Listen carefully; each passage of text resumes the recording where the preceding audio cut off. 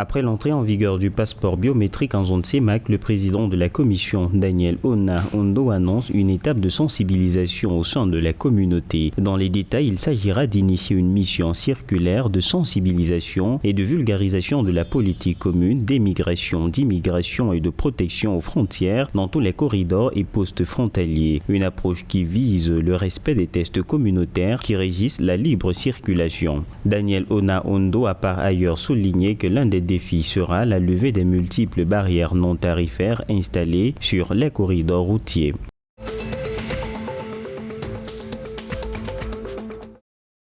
150 millions d'euros, c'est le montant de l'enveloppe que va investir Aris-IP au Congo pour la création de 2 zones industrielles à Pointe-Noire et Ouezo. Cet accord contribuera à l'industrialisation des secteurs stratégiques dans le pays. C'est un partenariat public-privé entre Aris-IP et la République du Congo, chacun détenant respectivement 70% et 30%. La plateforme industrielle aura pour but de promouvoir et d'attirer les investissements multisectoriels et commerciaux dans le pays et de développer les industriels de transformation du bois et des produits agroalimentaires de première, deuxième ou troisième transformation.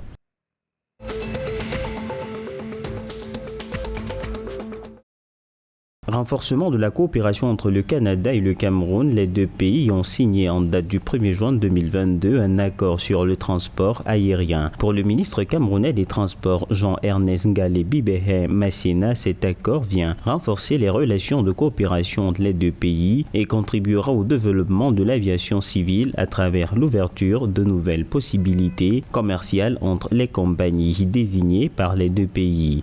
Ce nouvel accord, après celui signé par ces mêmes pays en mai 2014, devrait faire augmenter le volume des échanges estimé à 25,5 milliards de francs CFA en 2012.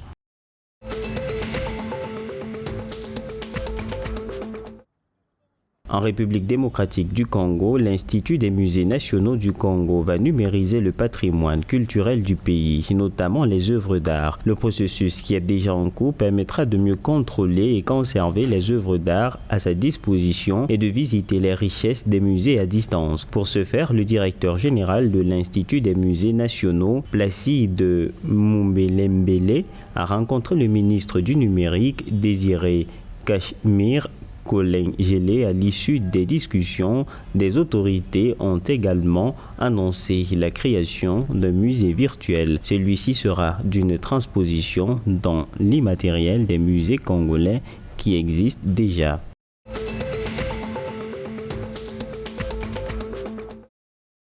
Le bureau du Haut-Commissariat pour les réfugiés de Batouri au Cameroun annonce le rapatriement volontaire de 1250 personnes sur l'axe Berberati-Carnot en Centrafrique en date du 30 mai 2022. Le HCR a recensé quelques 86 179 personnes réfugiées installées dans les départements de la Kadé et de la Bumba et Ngongo.